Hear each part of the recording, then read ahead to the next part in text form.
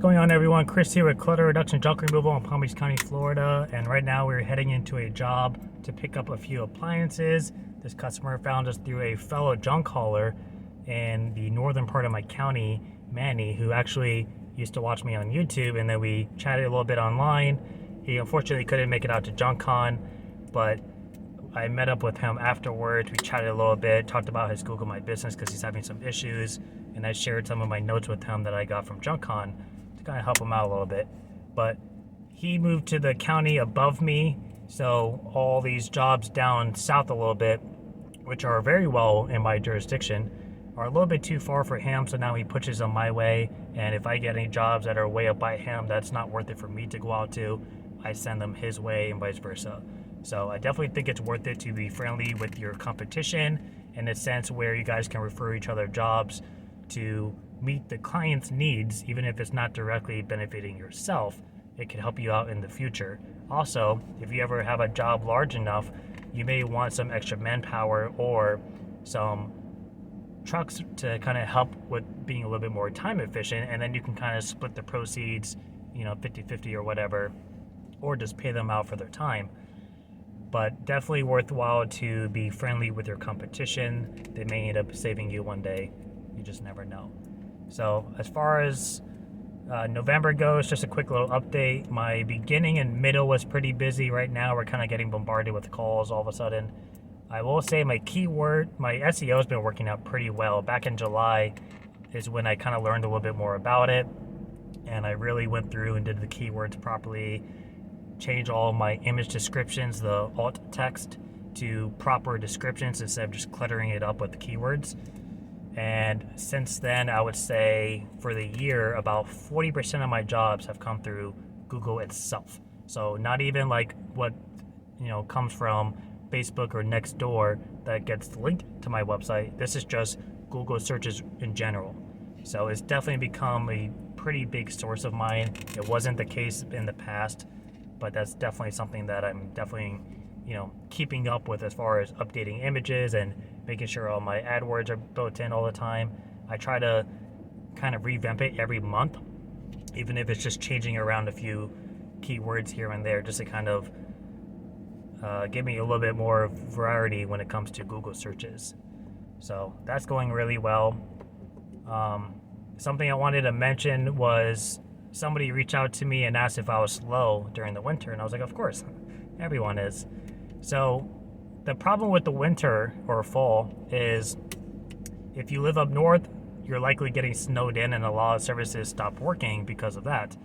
And even in places, California is kind of a little bit of an exception, but like even for Florida, we obviously don't get snow, but we still have a season slowdown that occurs around September through about mid-January for a lot of labor services, depending on your industry. I was a mover for quite a few years, and those were a huge slow time. There would be jobs where, you could be a consistent top tier mover where you normally pull in 50 to 70 hours a week because you're you're up there in their ranking. And when it comes to September, October, you might be walking away with 25 hours a week if you're lucky. It's just the way, the industry works. And junk removal is kind of paired alongside that. Now, granted, people always have accumulative trash and stuff they need to get rid of, and they don't always have the resource to do so. So we may be a little bit more frequent, but that's definitely something worth considering.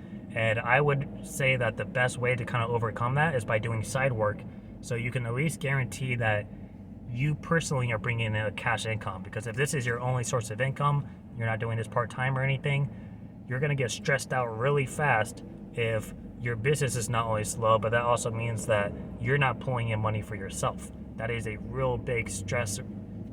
It's a lot of pressure to have on yourself as a business owner. Even worse if you have employees that you have to be able to pay out too.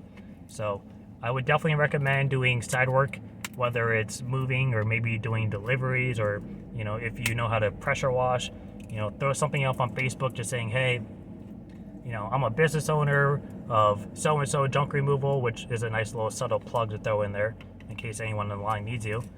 But you could also say, I'm looking to do side work. I know how to do pressure cleaning. I can, I could do a house wash on your home if you're looking to paint it soon.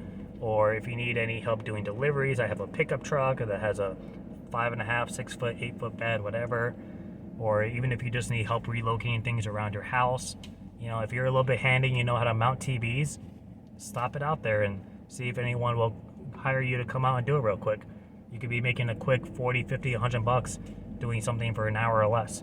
So it's just a nice way to kind of bring in income when business is slow. But we're about to head into this job. I'll throw up some pictures or a walkthrough video, and then I'll let you know how much money we made at the end. But it's about that time to head in, so I'll see you in a moment. All right, we are back home.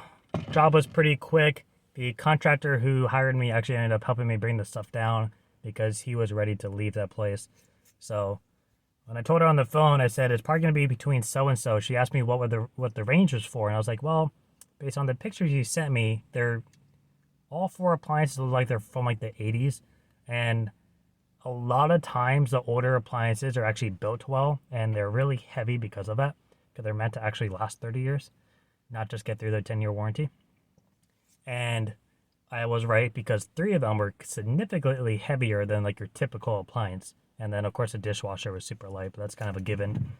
So I was gonna do the higher range because of the weight, but the guy helped me bring it down, probably saved me 15-20 minutes. So I just gave her the lower part. It was only like a $20 difference, but overall quick and easy transaction. The guy's a contractor, so maybe I'll get some repetitive business out of him in the future.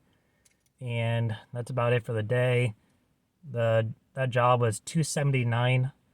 So between that and then the side job I did this morning, that was $400. I mean, that was my money. That's side money.